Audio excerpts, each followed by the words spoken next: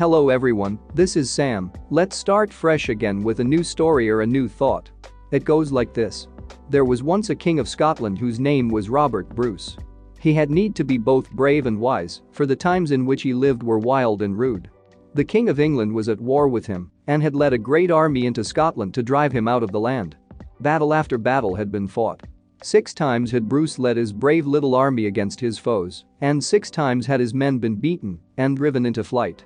At last his army was scattered, and he was forced to hide himself in the woods and in lonely places among the mountains. One rainy day, Bruce lay on the ground under a rude shed, listening to the patter of the drops on the roof above him.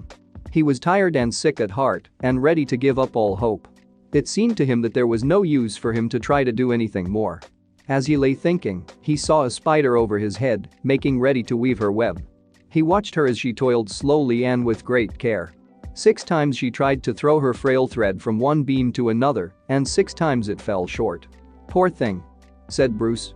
"You, too, know what it is to fail." But the spider did not lose hope with the 6th failure. With still more care, she made ready to try for the 7th time. Bruce almost forgot his own troubles as he watched her swing herself out upon the slender line. Would she fail again? No. The thread was carried safely to the beam and fastened there.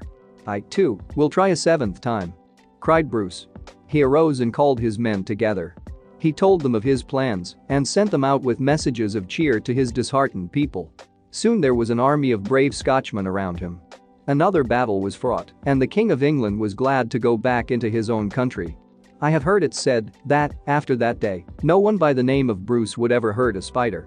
The lesson which the little creature had taught the king was never forgotten. And that was the end of it. Thank you so much for tuning in. Subscribe the channel for more thoughts and stories. Take care.